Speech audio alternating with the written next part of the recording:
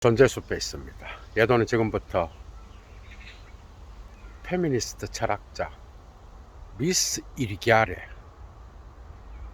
2년 전에 예도는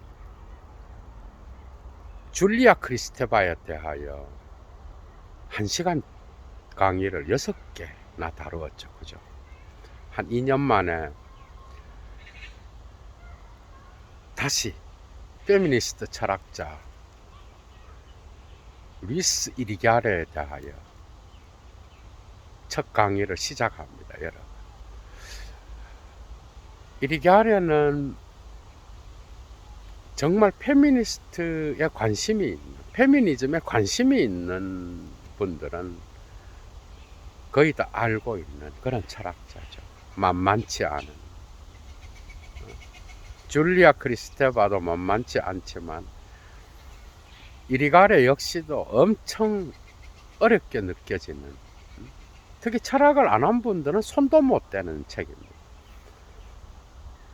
그런데 그녀의 여성적 관점에서 해체하는 그 방식은 철학을 좀 단순화시킨 듯한 그런 느낌도 있어. 그러나 철학자로서 예도는 겸허한 마음으로 이리기아레의 논지를 받아들이고요. 정말 중요한 페미니스트 철학자인데, 오늘부터 계속 이어서 몇 개까지 강의가 나올지 모르겠어요. 그러니까 줄리아 크리스테바, 페미니즘에 관심 있는 분들은 반드시 넘어야 되는 산이 사르트르의 계약 결혼으로 유명하죠. 그죠? 사르트르. 시몬 드 보부아르의 제2의 성. 그게 1949년 작품이죠. 그것과 더불어서 줄리아 크리스테바의 공포의 권력, 또 시적 언어의 혁명, 검은 태양, 미친 진실, 뭐 이런 작품들을 기본적으로 넘어서야 돼요. 다 철학서들이야, 여러분. 만만치 않게 읽혀지는 무게 있는 작품들입니다. 그거는 서구 형이상학에서 활동했던 고대 철학부터 플라톤, 아리스토텔레스부터 근대 철학까지 이어지는 거죠. 데카르트, 칸트, 스피노자, 헤겔, 그 다음에 니체, 하이데거, 그 다음에 포스트 모더니즘에 대부분의 철학자들을 관통하기 때문에 어려워. 거기다 정신분석의 아버지인 프로이트와 그 다음에 그것을 잇는 락강, 거기다 마르크스까지. 이것만 있나요? 바따유, 블랑쇼, 그 다음에 문학의 대가들, 이런 것들을 다 섭렵하면서 자기의 페미니즘을 이야기하기 때문에 만만치 않죠, 당연히. 미스 이리기아레 역시도 줄리아 크리스테바 못지않게 어렵게 다가오는 그런 페미니즘 철학자입니다. 그 다음에 또 엘렌 식수의 메두사의 웃음, 1975년 작품. 이것도 페미니즘에 관심 있는 분들이 또 알아야 돼요. 예도가 언젠가 다루겠습니다. 데리다의 또 여자친구로 알려져 있는데,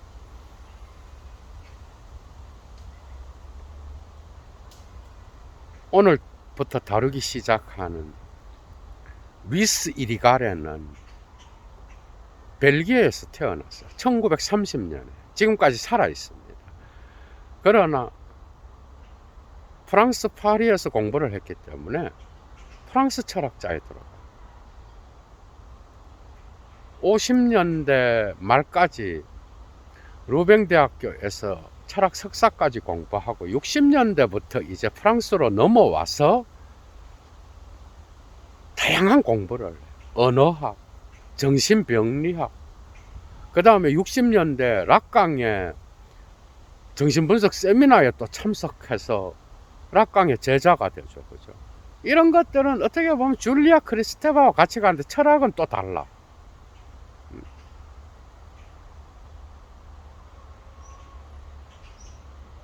그러면서 어떤 문학도 공부하고 언어학을 또 공부해서 이 정신분석학과 또 연결시키는 이런 작업을. 그래서 프랑스에서 파리의 대학교에서 막 곳곳을 다니면서 언어학으로 60년대 말에 박사학위를 받죠. 이건 아무것도 아니에요. 두 번째 박사학위를 받는데 74년도에 이제 여기서부터 혁명이 일어나는 거예요. 그러니까 벨기에에서 50년대 말까지 교사 생활을 합니다. 하다가 프랑스로 넘어와서 국립과학연구소에서 연구원으로 있다. 나중에는 철학연구원장이 돼.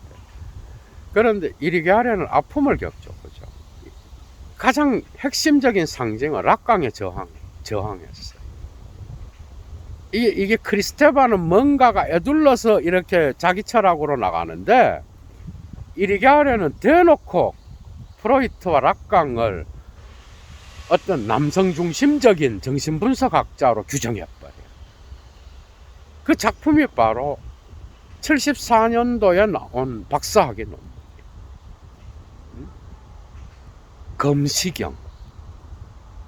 그건 여성의 산부인과 의사가 여성의 질을 검사하는 거죠. 그러한 오목거울과 같은 기구인데, 남성의 욕망의 대상으로 비친 그런 오목거울을 이야기하겠죠. 그죠? 이 작품이 이제 혁명적인 거예요. 이 작품. 이게 이제 박사학위 두 번째 학위 논문인데요. 여기에서 이제 프로이트와 락강을 비판하는데, 이게 이제 너무 시적이고 문학적이라서 글이 학위 논문으로 통과되는데 좀 어려움이 있었어. 뭔가 이 논문은 논증이 있고 분명한 어떤 지형도가 있어야 되는데, 그런 부분에서 좀 모호하게 느껴지는 부분이 있었던 거예요. 이 학위 논문을 제출하고 난 뒤에 그 미셸 푸코가 68 운동 지나서 철학학장으로 있었던 제8 파리 8대 학교, 그죠? 거기서 강의도 했어. 근데 락강에 저항하게 되면서 잘못 보인 거죠. 어떻게 보면. 락강을 중심으로 세워졌던 파리 정신분석학회로부터 쫓겨나고요. 그 다음에 대학 강단에서도 쫓겨나게 돼요. 락강의 어떤 그 파워는 장난이 아니었어요. 그러니까 여러분들이 프로이트와 락강을 모르고는 이리게아르의 책에 손도 못 댑니다. 그리고 거기다가 이 학위 논문은 플라톤부터 아리스토텔레스, 플로티누스, 뭐 신화까지 들어가요.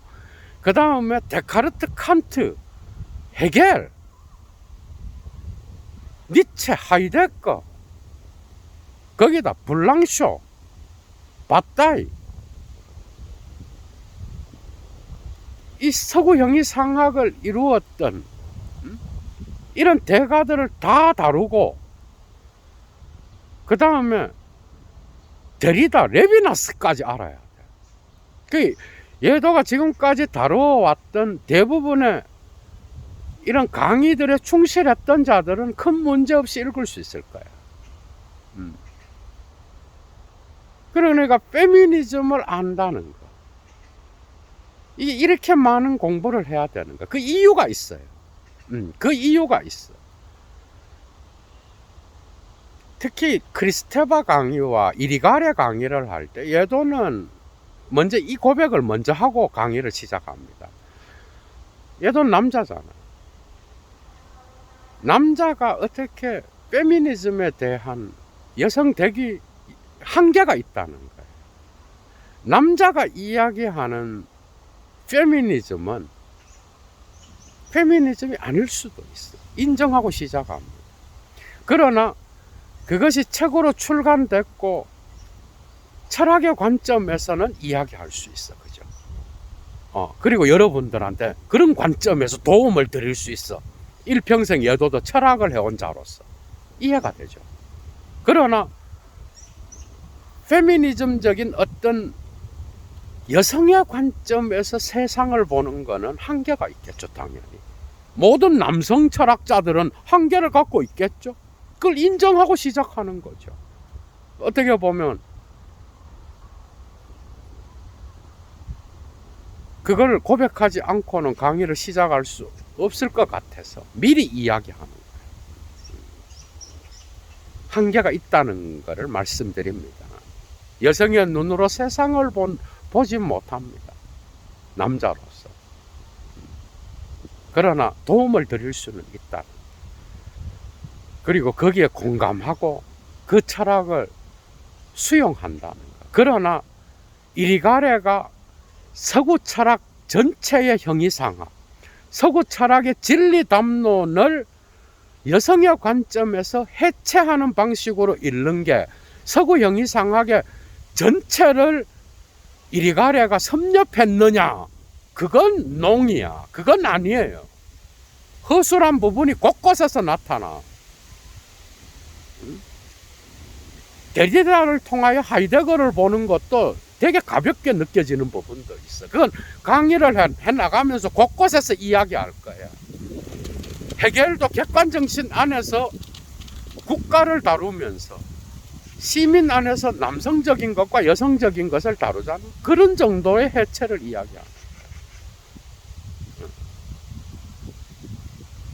그리고 플라톤의 동굴 이론을 정신분석적으로 분석하는 그 부분 뭐 동의하죠. 그렇게 볼 수 있어요. 그러나 그것은 어떤 관점이라는 거야. 여성의 관점에서 이리가레가 해체한 독해라는 거야. 그것으로 형이상학이 다 환원되느냐? 결코 아니라는 거야. 그건 여러분들이 반드시 숙지하고 이리가레를 공부해야 돼. 그리고 페미니즘에 관심 있는 페미니스트들도 그런 것들을 숙지하고 공부해야 그게 다가 아니라는 걸 알아야 이 세계를 보는 눈이 또 달라집니다. 저는 그렇게 생각해요. 페미니즘을 공부한다는 것은 지금까지 있어 왔던 남성 중심의 세상, 남성 중심으로 바라보는 세계, 남성 중심으로 형성된 그 문화를 뒤집어서 사유하고 그것을 여성의 관점으로 바라보는 세계, 여성의 언어로 이야기하는 문화, 그런 것이 어떤 것인지를 새롭게 모색하는 그러한 해체적 독해, 그게 페미니즘이 아닌가 생각합니다. 다시 말하면 서구 형이상학이 남성 중심적, 이성 중심적, 그 다음에 로고스 중심적인 사고를 통하여 남성의 어떤 지배 질서를 확고히 하는 그런 철학을 수행했다. 오케이. 그러나 그것을 뒤집는다는 건 여성의 페미니스트적 사고에 의하여 남성적인 것을 다시 지배한다는 뜻이 아니야. 그건 완전 오해예요. 그게 아니라 그러면 또다시 남성 중심적인 지배 질서의 해체적 독법 안에 갇히는 거야. 이거는 그거 아니야. 그게 아니라 그것을 해체적으로 읽는다는 것은 그 문화의 지배 질서를 여성의 관점에서 해체하고 그것을 그 위에 군림하는 게 아니라 남성적 질서는 문화를 이렇게 보았는데 여성의 눈으로 보는 것은 완전히 다른 관점에서 본다. 그래서 수평적으로 그 관계를 재수립하는 거야. 어떤 것이 우위에 있고 굴림의 관계가 아니라는 거야. 페미니즘 운동의 핵심은 남성 중심으로 보아왔던 이 세계에 남성이 군림하는 어떤 그러한 이성적 사고, 문화의 형성, 심지어 언어까지도 남성 중심적으로 이루어져 왔다는 거, 그런 것들에 대하여 중단을 선언한다라는 거예요. 재밌죠, 여러분? 이리갸레의 철학을 공부한다는 것은 여성의 눈으로 지금까지 있어 왔던 어떤 담론의 질서를 다시 본다라는, 해체적으로 이해가 되죠. 그래서 이리갸레 정도를 알면 거기에서 또 나타나는 비판적인 고찰을 통하여 계속 이어져가는 이런 논증이 있는 거예요. 그런데 과연 줄리아 크리스테바와 이리갸레를 넘어설 수 있는 지성을 가진 사람이 얼마나 될지는 의문이에요. 그러나 이 강의는 반드시 필요하다고 생각했어요. 얘도.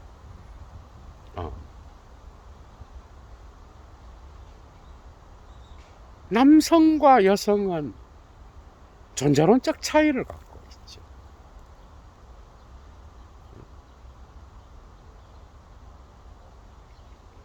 이게 이제 박사학위 논문인 그 검시경, 그죠?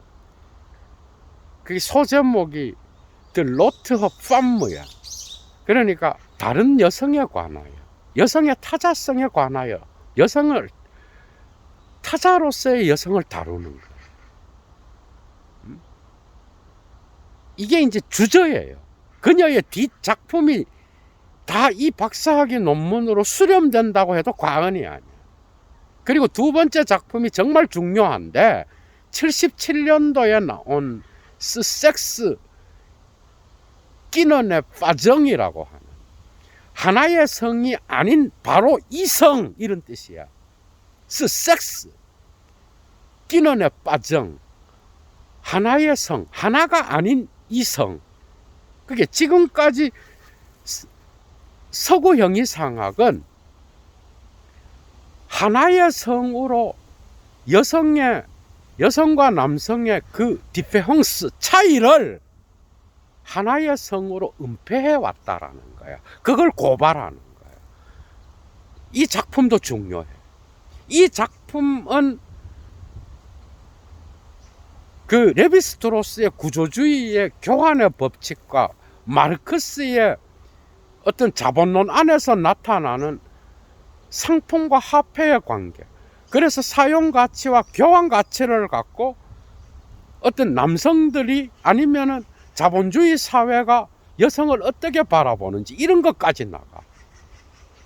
상품으로서, 인간의 주체성으로서 통용되는 여성이 아닌 상품으로서 통용되는, 그래서 그 교환의 주체로서의 어떤 여성은 거기서 배제된 그런 것들을 이야기하죠. 이걸 다 따로 강의할 거예요, 얘도는. 그 다음에 또 중요한 작품이 84년도에 나온, 이거는 성차별의 윤리학이라고, 이리가레 자신만의 윤리학을 이야기해요. 이 작품도 중요해요. 그 다음에 90년도에 나온 나너 우리, 또 99년도에 하이데거에 대하여 연구한 작품이 또 있어. 이것도 중요해요. 이 작품은 이 대지 위에서의 존재의 소리, 그 다음에 대지의 공기를 망각한다라는 그런 개념을 갖고 하이데거를 연구한 거예요. 그 다음에 99년도에 서양과 동양 사이에서 그런 작품을 내고, 2000년대의 사랑의 길이라고 하는 작품도 나와요. 그게 이런 방식으로 구성되어 있는데 철학적으로 가장 중요한 작품은 역시 박사학위 논문 검시경. 산부인과가 의사가 여성의 질을 이렇게 보면서 어떤 질병을 진단하고 자궁의 어떤 상태를 검사하고 그죠? 그 도구가 바로 스페큘럼이 검시경 거울이겠죠, 그죠? 이 작품이 매우 중요한 거예요. 이거랑 하나의 성이 아닌 바로 이 성, 이 작품도 중요해요. 남성과 여성은 존재론적 차이가 있어. 이 하이데거한테 쏜 거겠죠. 벌써 하이데거 냄새 나죠. 그러니까 여러분들이 이리가레를 알라 그러면 기본적으로 프로이트 락강을 알아야 돼요. 이 정신분석학의 어떤 개념을 갖고 그죠? 이리가레는 플라톤부터 아리스토텔레스를 거쳐서 플로티누스, 그 다음에 그 이후에 데카르트, 칸트, 헤겔에 이르기까지 어떤 방식으로 남성 중심적, 이성 중심적, 로고스 중심적 그 사유의 질서가 서구 사회, 서구 문화의 진리 담론을 형성해 왔는지 그걸 정신분석학적으로 해체하는 거예요. 거기에는 니체와 하이데거 사유의 도움도 들어가. 당연히 데리다 냄새가 얼마나 나는지 몰라요. 그게 데리다의 이 강의 역시도 여러분들이 어디에서 예도만의 클래스가 반드시 들어간 강의예요. 이것도. 데리다의 글쓰기와 차이, 그 다음에 그라마톨로지, 철학의 여백, 이런 곳에서 서구 형이상학의 담론을 해체하잖아, 그죠? 그게 그대로 나타난다니까. 서구 형이상학은 뭐예요? 이성을 감성 위에 놓았고, 그 다음에 추상적인 것을 구체적인 것 위에 놓았고, 그 다음에 그래서 육체적이고 감각적인 것은 언제나 2차적인 걸로 간주되었어요. 그래서 이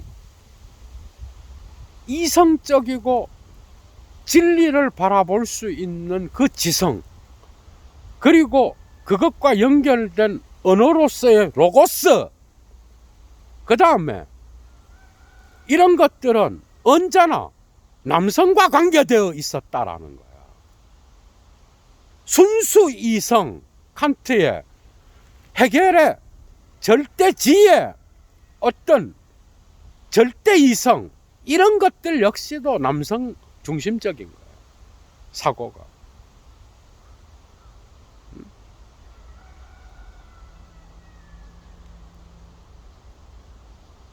그러면서 이제 심지어 프로이트와 락강, 자기 선생까지도, 락강조차도 프로이트와 묶어서 팔루스 중심의, 남금 중심의 사고를 갖고 정신분석을 수행한 그런 자들이었다, 이렇게 나가는 거예요. 상당히 일리가 있죠, 그죠? 락강이 들을 때 기가 찬 거죠. 일리는 있지만 왜? 그 남성 중심적이라는 거는 프로이트와 락강이 분석한 정신분석에서 하나의 부분도 안 되거든. 그런데 그걸 그런 방식으로 쏴붙이면은 그 정신분석에 대한 그 연구가 마치 이리가라에 의하여 완전히 다 박살나버리는 듯한 느낌이 있는 거야. 한 부분을 갖고.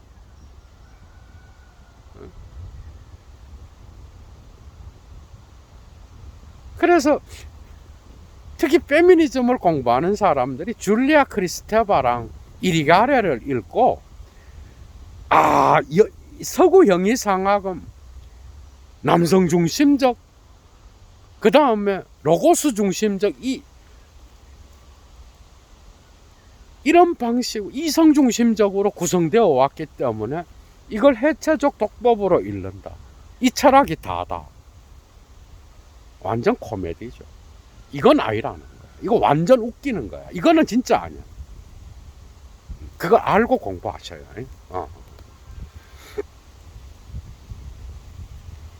그 존재론적 차이가 있는 거야. 지금 벌써 데리다 용어가 막 나오죠. 그러니까 심지어 주체 개념, 불어로 쉬제, 독일어로 주프젝트, 영어로 서브젝트, 이 주체 개념 역시도 남성 중심적인 게 돼버리는 거예요. 철학에서 주체를 사용할 때는 언제나 이 주체는 중립적이고 초월적인 것으로 사용돼. 그래서 이것은 하이데거의 현존재 개념도 그래. 이건 데리다가 이미 분석하는 거야. 자기의 차형 개념을 이야기할 때. 철학의 여배 곳곳에서 나타납니다. 그걸 분석할 때도 중성처럼 보이잖아. 철학자들이 말하는 그 주체 개념은 남성과 여성을 초월한 인간의 어떤 주체를 이야기하는 것 같잖아. 이런 방식으로 남성과 여성을 초월해서 중립적으로 사용되는 이 초월적 개념으로서의 주체 개념 역시도 이건 사실은 남성적인 거다 이거야. 이리가래가 볼 때는.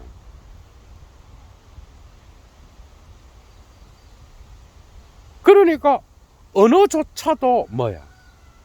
남성 중심적으로. 그건 당연한 거예요. 서구 형이상학을 지배했던 담론의 질서 자체가 철학이잖아. 그죠?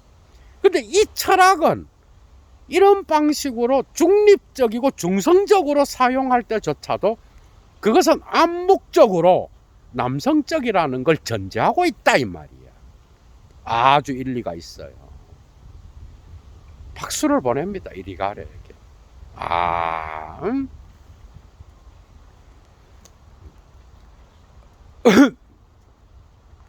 아주 재미있는. 그러니까 남성과 여성은 성차이적으로 존재론적 차이를 가진 존재예요. 그런데 하이데거가 사용하는 존재 개념에서조차도, 현존재 안에서조차도 이건 데리다가 이야기하는 거예요. 그 안에서도 이미 이 성차이를 은폐하는 어떤 전략이 숨어 있다 이거야. 이런 점에서는 데리다 제자예요. 이리가래가.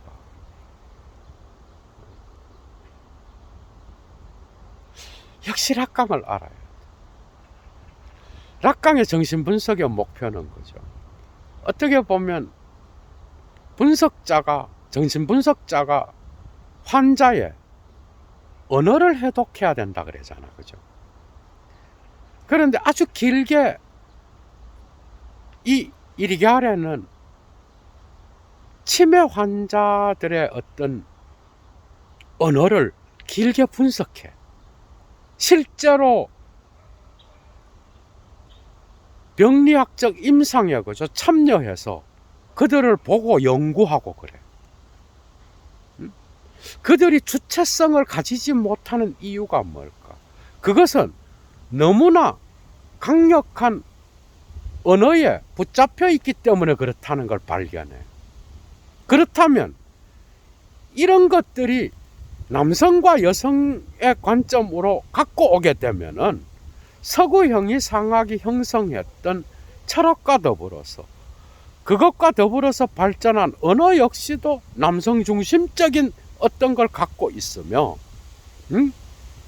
그것을 사용하는 여성은 자기도 모르게 무의식적으로 남성 중심적 사고 안에서 자기를 형성할 수밖에 없는 한계를 갖고 있다 이거야. 이건 상당히 많은 철학적 문제를 만들어내. 그 이미 형성된 언어, 이거 가다모하고도 연결될 수 있어. 이미 형성된 언어를 사용하는 남성과 여성이 예를 들면 불어를 같이 사용하잖아요. 그 언어를 사용한다라는 것 자체가 남성 중심이라 그러면 과연 여성적 글쓰기는 뭘까? 이렇게 나간다고. 그러면 그 언어를 다 뜯어 고쳐야 되나? 언어를 사용하는 무의식적으로 모국어를 사용하는 자들의 언어를 다 뜯어 고쳐야 되나? 쉬운 문제가 아니라. 가장 중요한 치료법은 여성 시인들이나 여성 문학가들이 쓴 글에 조금 민감해지는 거 어려운 문제예요. 여기에서 철학적 사유를 해야 되는 거야. 이거 해결할 수 없어요. 이미 형성되어 온 역사가 있기 때문에. 이건 쉬운 문제가 아니야, 철학적으로 볼 때는. 여러분 이해하죠, 뭔 말인지.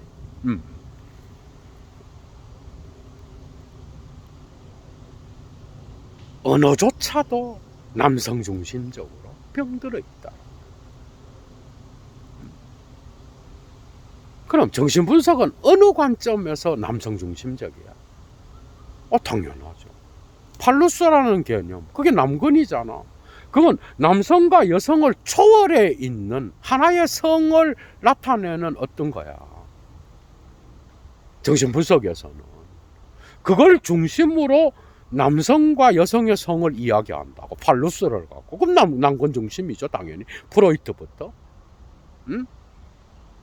그런데 이것의 결핍을 이야기하고 거세를 이야기하고, 그러니까 여성은 뭐야?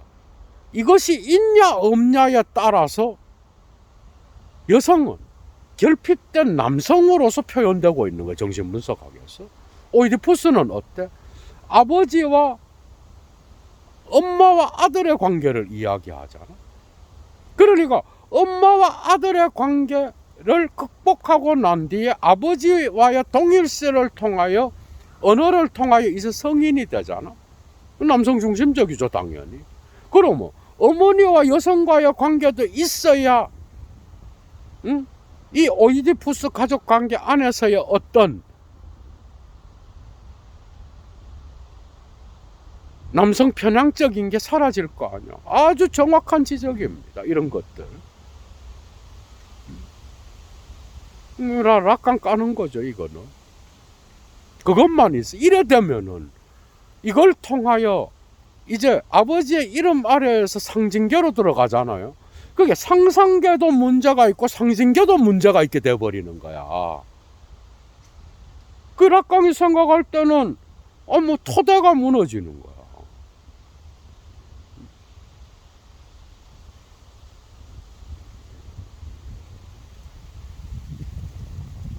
나중에 이리가레 사고에 대해서는 또다시 비판적으로 고찰할 시간이 있을 것 같아요.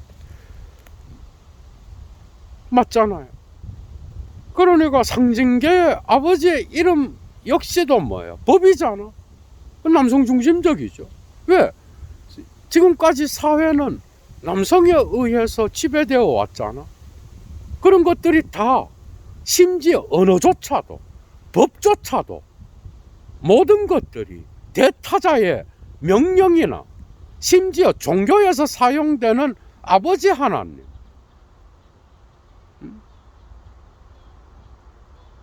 그 개념 역시도 뭐예요? 남성 중심적인 개념이잖아. 그래서 그리스도교는 또 성모 마리아의 어떤 괴테도 영원히 여성적인 것을 이야기하잖아, 그죠? 균형을 맞추. 개신교는 이런 것들 없앴지만 아버지 하나님, 그 개념 자체도 어떻게 보면 남성적인 거예요. 그 다음에 성서 안에도 얼마나 많은 남성 중심적인 어떤 신의 이름과 더불어서 그런 속성들이 나타나고, 이런 것들이 다 문제가 될 수 있는 거죠, 이렇게 되면. 그죠?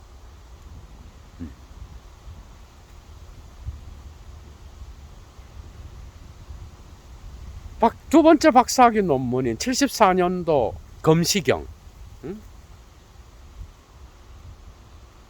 타자인 여성에 관하여 이 작품에서 세 번째 장이 바로 플라톤을 다룹니다. 어떤 방식으로 이제 서구 형이상학이 남성적인 건지를 밝히는데, 그 대표적인 게 이 플라톤의 동굴 어떤 론에 대한 분석, 정신 분석인 거야. 아, 재밌겠죠, 그죠? 요걸 분석하면서 오늘 강의를 정리해 나가려고 합니다. 아, 오늘 첫 강의 재밌죠, 여러분? 이리기 아래에 정말 엄청난 걸 배우죠, 여러분들도. 그러니까 플라톤은 동굴론에서 말하고, 동굴 안에 있는 사람은 진리를 보는 게 아니야, 현상을 보는 거야, 그림자를 보는 거죠. 그럼 어떤 사물에 대한 본질이나 실상을 보려고 하면 이데아의 빛 아래로 나가야 되는 거야. 동굴 안에서는 그림자밖에는 못 봐. 이게 이제 감각적인 거죠. 이데아의 세계론, 이데아의 빛으로 나가야만이 사물의 실상을 볼 수 있는 거야, 본질을. 그런데 동굴 안에 있는 사람은 그 바깥에 있는 빛에 의하여 반사된 그림자밖에는 못 보는 거야. 그럼 철학자는 어떻게 해야 돼? 동굴 밖으로 나가서 올라가서 이데아의 빛 아래로 환히 비치는 그 빛으로까지 가야, 아, 저거는 이거였구나 하는 어떤 실상을 보는 거야. 맞죠, 그죠? 그 비유에서는 이걸 어떻게 해석하는지 알아요? 이 동굴은 어머니의 자궁인 거야. 아, 정말 재미있죠. 어머니의 자궁인데, 이 어머니의 자궁은 어떻게 보면은 그림자만 보는 어떤 현상의 장소인 거예요. 그게 남성 중심적인 이 플라톤을 이래 보는 것도 참, 플라톤이 볼 때는 웃기기는 한데, 여러분들이 한번 들어보셔. 어느 정도 이 이리가레의 해석이 상당히 일리는 있어. 한번 들어봐요. 그러니까 그 동굴에서 나간다는 건 뭐야? 아이가 이제 자궁으로 바깥으로 나간다는 거야. 나가면 진리를 보기 위해선 이데아의 빛이 있는 바깥으로 나와야 돼. 그래서 끝까지 올라가야 돼. 그런데 이 올라가는 과정에서 이 이데아의 빛은 아버지인 거야. 아, 기가 막히게 맞아 떨어지죠. 상상계에서 상징계로 진입하면 아버지의 이름이 있잖아, 락강의 어떤 사유 안에도. 그런데 이 아버지를 상징하는 이 이데아의 빛과 만남으로써 그 아이는 비로소 진리를 볼 수 있는, 이성의 빛 아래에서 진리를 통찰할 수 있는 철학자가 되는 거야. 그러니까 결국은 이데아는 뭐야? 남성 중심적인 거죠. 이렇게 보는 거야. 독특한 정신 분석이야. 그러니까 엄마는 뭐야? 엄마는 동굴 안에 있는 그림자를 상징하는 거고, 아버지는 뭐야?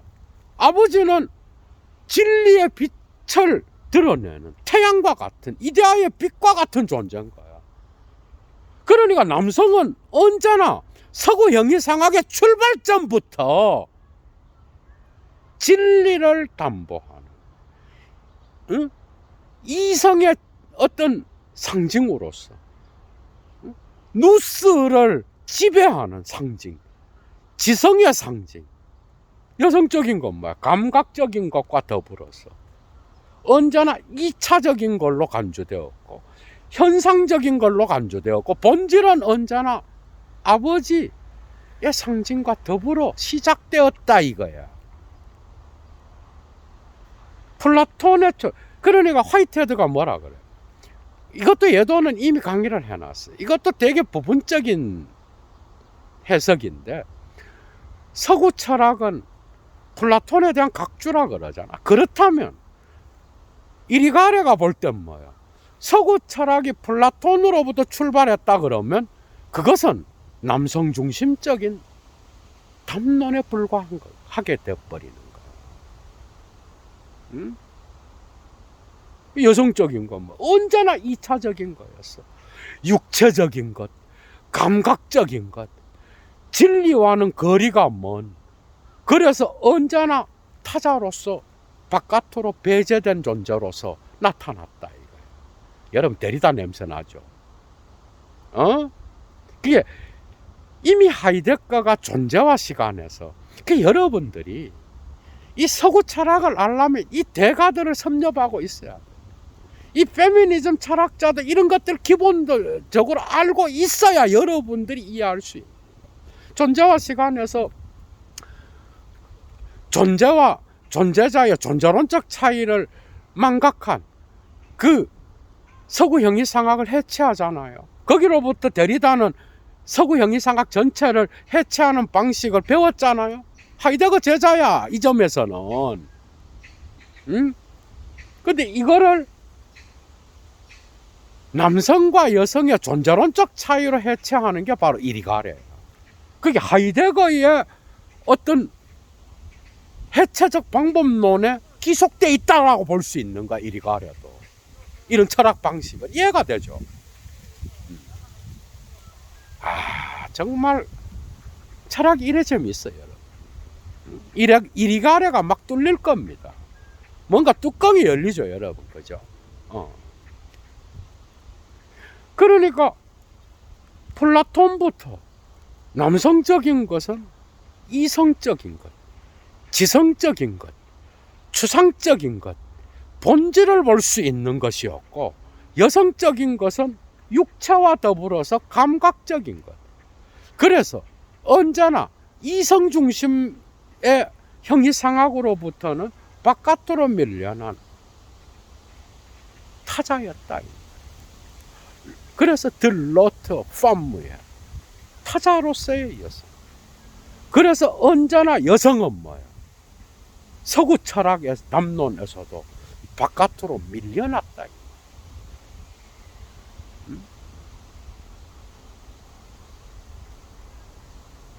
오늘은 첫 시간이니까 대략적인 어떤 그 이리가레의 사고를 여러분들한테 이야기하고요.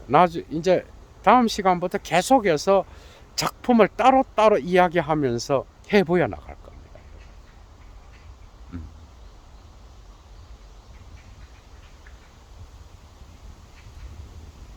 정말 이 철학이라는 거는 그래서 이 데리다가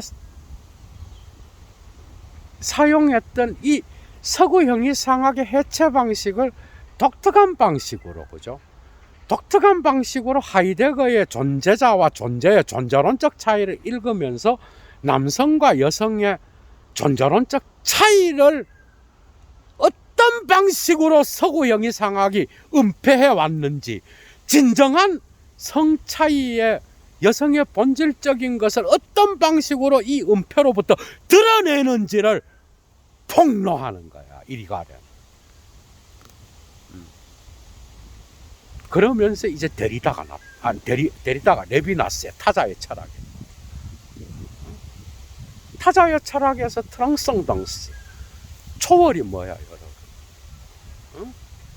초월이라고 하는 거는 이 주체는, 남성 중심적인 이 주체 개념은, 여성은 언제나 주체가 없어.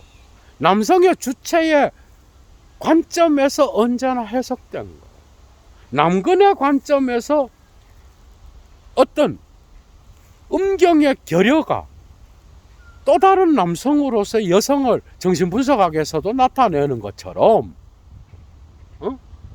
이 중심이 있고 여성은 언제나 부차적으로 다루어져 왔다. 그러나 여성은 그런 타자가 아니라 배제될 수 없는 타자요. 이 타자는 동일자로 환원될 수 없는 남성의 욕망의 대상으로서 남성이 욕망으로 비추는 거울로서 환원될 수 없는 여성 자신만의 주체성을 가진 존재가 여성이라는 거야. 이 타자는 결코 남성의 주체 철학 안에서의 어떤 거울에 비친 대상이 아니라 이 주체는 타자로서의 여성, 타자의 이 타자성은 주체의 동일성으로 환원될 수 없는 자기만의 고유성을 가진 그러한 주체라는 거예요. 그래서 밀려난 이 주체 철학, 남성 중심적 철학으로 밀려난 이 타자의 타자성은 여기서 이제 레비나스가 또 나옵니다. 재미있죠, 그죠? 그러니까 이 타자의 타자성은 뭐예요? 여성성이죠. 그 여성성은 여성 자신만의 고유한 주체성으로 나타나야 되는데 이것은 결코 남성의 주체성으로 환원될 수 없는 타자의 고유한 타자성이 있다 이거예요. 모성이 될 수도 있고 여성만이 갖고 있는 진정한 차이성을 인정하는 것, 이게 바로 여성성의 고유성을 다시 획득하는 건데 이것은 남성 중심적인 지배적 담론, 주체성의 철학이 바깥으로 밀어낸 그 타자의 타자성은 오히려 남성의 주체성을 반성하게 만드는, 언제나 남성의 욕망의 거울로서 있는 그 타자로서의 여성을 넘어서 있는 초월로서 존재하는, 그래서 이 남성 중심적 주체성의 질서를 파괴하고 비로소 그 타자성과 만날 수 있는 그런 초월성의 개념입니다. 그러니까 반성하게 하는 거죠. 이 주체성의 철학을 반성하게 하는 거예요. 레비나스는 이것을 데카르트의 무한자로서 타자의 타자성을 이야기하잖아. 그러니까 남성이 자기 욕망의 대상으로서, 자기의 소유물로서 어떤 자기가 지배하고 마음껏 가지고 놀 수 있는 대상으로서가 아니라 여성은 그 자체로서 주체성을 갖고 있습니다. 그것은 남성의 이 동일자의 세계에 포섭될 수 없는 고유한 주체라는 거예요. 오히려 이 동일성을 깰 때라야만이 깰 것을 요구한다는 거죠. 이런 타자로서의 이 레비나스의 사유를 독특한 방식으로 독해하는 거죠. 그죠? 그래서 이 동일자가 깨질 때라야만이, 이 질서로부터 깨고 바깥으로 나갈 때라야만이 비로소 여성의 타자성, 그 고유한 주체성으로서 드러나게 된다. 그러니까 남성 중심적인 모든 이 서구 형이상학의 철학을 박살내는, 그런데 여성의 주체성을 찾는다는 것, 가장 밀접하고 어려운 게 언어의 문제야. 이건 사실 레비나스도 이야기했고 하이데거의 존재론으로부터 벗어나려면 이 서구 형이상학의 언어, 하이데거의 언어로부터 벗어나야 된다라고 그런 충고를 데리다가 레비나스한테 해주잖아. 이미 얘도가 강의를 해놨어요. 레비나스 강의에서. 그게 폭력과 형이상학, 글쓰기와 차이의 3-4번째에 있는 논문이 그 주제잖아. 레비나스를 다루는. 거기에서 충고를 한다고. 이리 가려도 이 남성의 지배 질서, 무의식적으로 통용되고 있는 남성 편향적인 이 언어로부터 벗어날 때라면 여성의 주체성을 회복한다. 그래서 여성의 글쓰기가 뭔지를 막 이야기해. 이런 것들은 또 세밀하게 강의를 하겠습니다. 여성적인 여성의 고유성, 여성으로서의 여성만이 갖고 있는 이 여성성, 결코 남성성이 이것을 침해할 수 없는 여성만이 갖고 있는 그런 존재론적 차이, 그것을 지키고 그것을 발견하기 위해서는 이 남성 중심적 언어 편향적인 것으로부터 벗어나서 여성들의 눈으로 여성의 글쓰기를 해야 된다는 거야. 여성의 언어를 재발견해야 된다. 가장 어려운 과제죠. 그죠? 이게 뭔지 다음 시간부터 계속 강의를 해나가겠습니다. 여러분, 오늘 첫 강의 어땠어요? 루이스 이리게아레. 얘도도 기쁩니다.